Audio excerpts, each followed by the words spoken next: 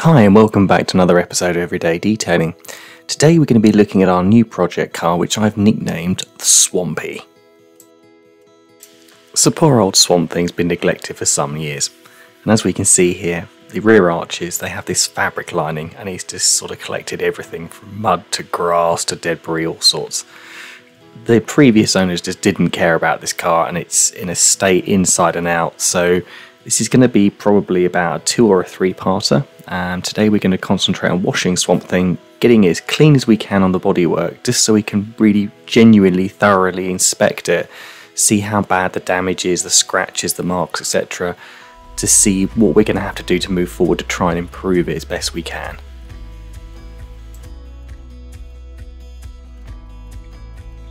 So the purpose of this video is to show more an aspect of how we would wash a car in the trade rather than sort of a retail detailer does.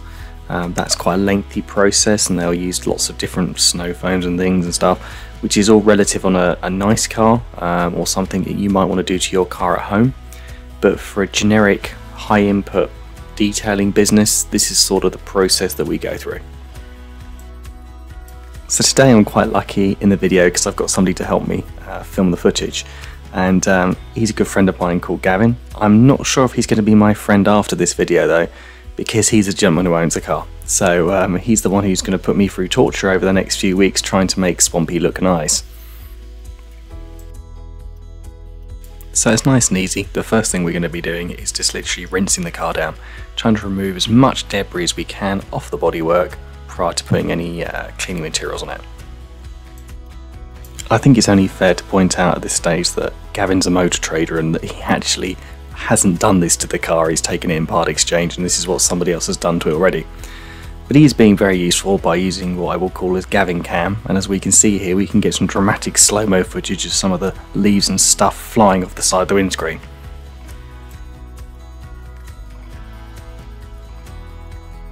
I think also one of the other things that was quite good by having Gavin with me as well as I was working on the car was I think people sometimes don't realise how long it takes to sort of go through this process on a car which is really filthy. I mean, obviously we were stopping and starting and filming, etc., but the reality was this took about an hour, and I think if I was doing this on my own without being filmed, it still would have taken about 3/4 of an hour to get it to the stage at the end where we can inspect it thoroughly and have a look at what we've got.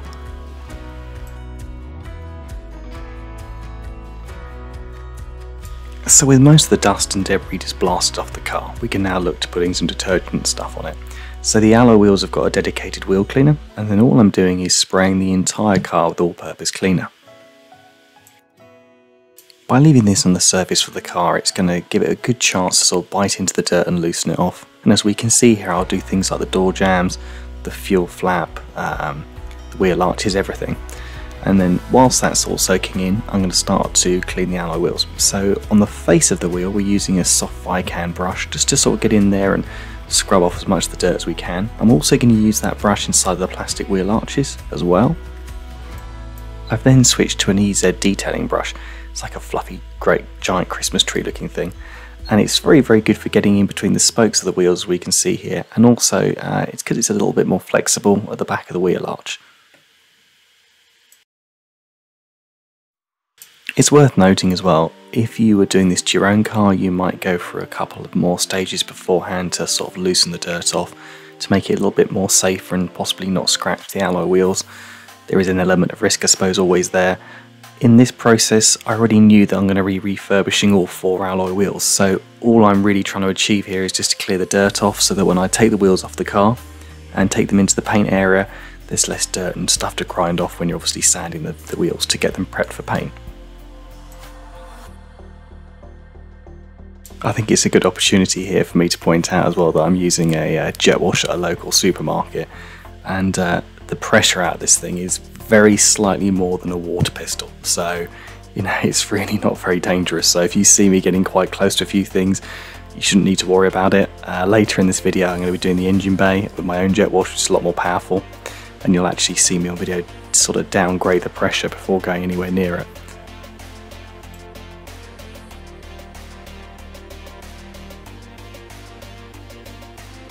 I think this car is a perfect example of how the public can lie just as much as the motor trade can. You know, these motor traders get bad reps sometimes, but this vehicle's been part exchange covered in filth for a deliberate reason, because it's hiding a lot of damage and also some previous dodgy paintwork, which you're going to see towards the end of the video, that you couldn't see initially straight away when the car came in covered in a layer of dust.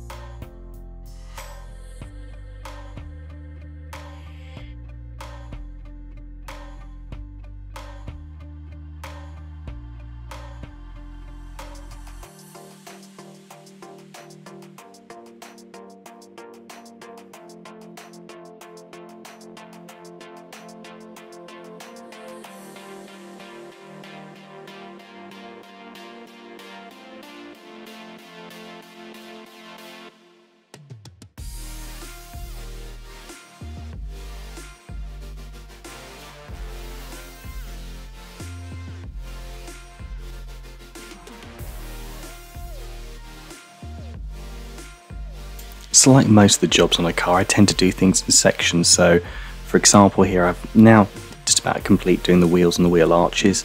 Then what I'm going to do is I'll move on to the outside of the body of the car. So what I'm going to be using there is a old interior detailing brush.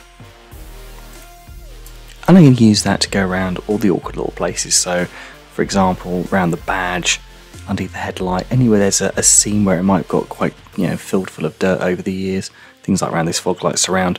And then after that, I'll also be using it on all the door shuts or door jams, whichever you want to call them, to get in there and agitate all that dirt out prior to it being rinsed out with a jet wash.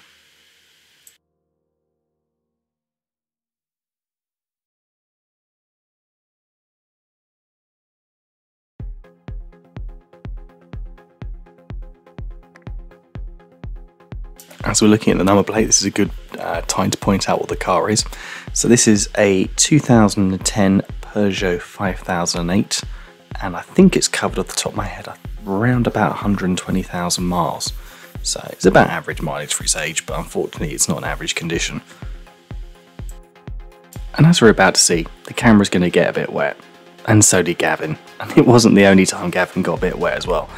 And I'm not saying it's deliberate that Gavin got wet on a couple of occasions, but he is making me clean this disgusting, horrible swamp thing wreck.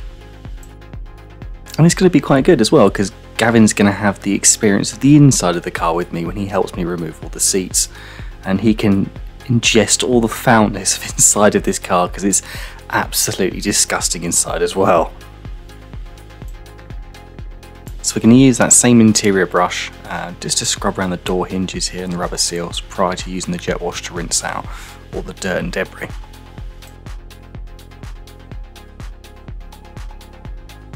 So this is probably a good time to have a little bit of interaction in the comment section. So I want people to post in there how long you think this entire detail is going to take.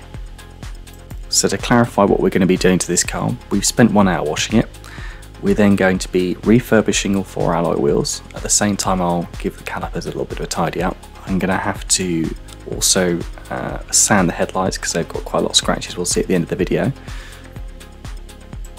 We've also then got to strip out all the seats inside the car because it's just disgusting in there, to give it a good thorough deep clean.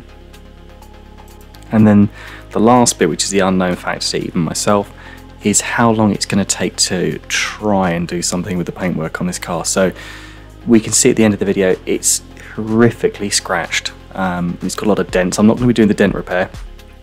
All I'm going to be trying to do is actually get some sort of reflection back on the paintwork. So there's going to be wet sanding involved, a lot of touching in as well. So it's going to be a really lengthy process. It'll be really good to see what people think this process is going to take in time aspect.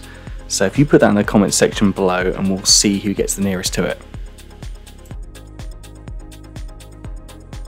So to clarify what we've done so far, we've initially rinsed the car down to get any of the dust and debris off that we can. We've then covered the car with all-purpose cleaner to let that soak in and work its magic and sort of loosen the dirt off. Whilst that's going on, we've gone round and we've washed the alloy wheels and all the wheel arches out. We've then used a dedicated interior brush just to go around all the bodywork, and just to loosen off all the dirt. And then what we've done is we've rinsed that down as well prior to actually having any sort of contact with the paintwork with the wash mitt.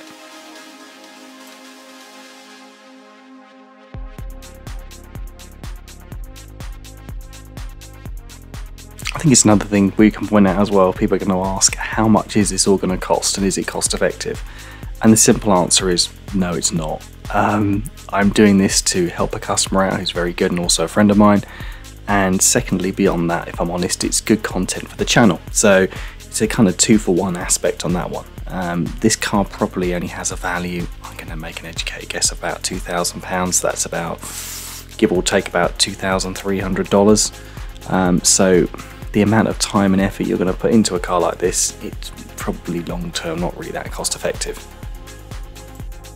So I'll wait for the internet to break down and melt when they see that I'm not using the 2-bucket wash method. Why am I not doing that?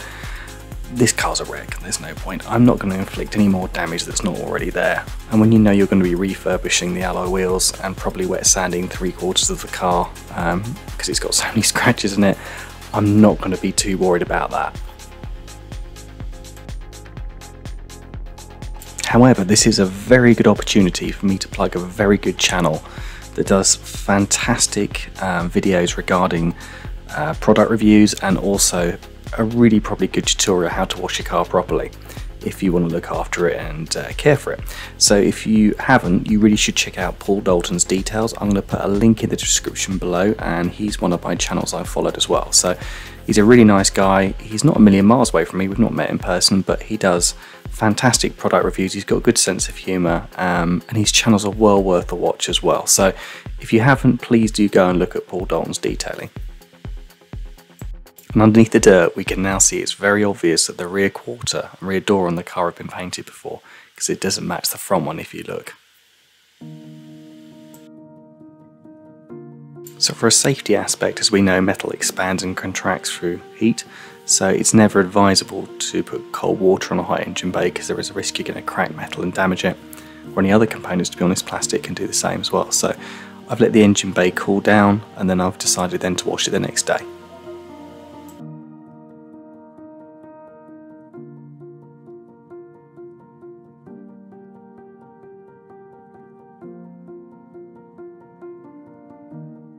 Same as my previous videos, all I'm doing here is covering it with a nice coating of quite strong all-purpose cleaner, and then I'm going to agitate that with the same brush we used when we were doing all the door shutters, etc., just to loosen off any of the dirt as best we can, and then I'm going to use the jet wash to rinse that off.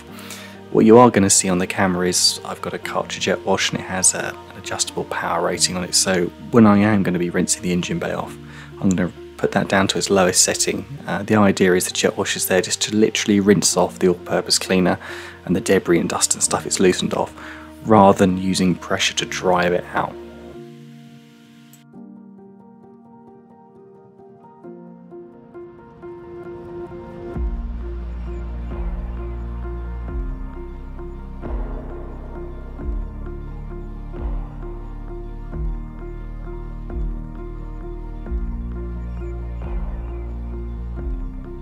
I think the most ironic thing about this car was the fact that the cleanest part of it was actually the engine bay. I opened the bonnet, expected to see a load of filth, and was pleasantly surprised. I thought, well, if I'm honest, this is probably cleaner than the seats in the car. So with the engine bay all washed off, I can remove the microfibers out of it. And then what I'm going to be using is a product by a company called Autoglym, and it's called Vinyl and Rubber Dressing, or the trade version is Super Sheen. And all you do is literally spray it over the engine bay while it's soaking wet, and that's all you have to do. Close the bonnet down, it clings to all the water, and once it dries it leaves a nice satin sheen. I think Gavin summed up this car wonderfully at the end, and his analogy was this. He said, it looks like someone strapped a load of meat all over the outside of the car and then driven it through a safari park, and the lions have just had a heyday on the paintwork. And I'd be intent to agree. The paintwork's so flat on this wing mirror you can actually hardly see a reflection anymore. It almost looks like a matte finish. And things like this headlight, it's quite badly scratched, and it's got this massive patch in the middle that's very, very badly scored. As mentioned earlier, we already knew the wheels were going to be pretty bad, but underneath there's quite a lot of curbing on there, so hence why we're going to have to refurbish them. And then possibly going to be episode 3, we've got to do something with the inside of this car, and it's just disgusting. But it's okay, because Gavin's going to have a great time unbolting all the seats out of this car and enjoying all of that loveliness inside it. So as always, thank you for watching. Tune in for next time around, where we're going to be doing the headlight restoration, brake calipers, and also refurbishing the alloy wheels. You'll see the whole process of that. And I think episode 3 is then going to be probably tearing the inside of the car out and seeing what we can do with that. Thanks a lot, and I'll see you in the next one.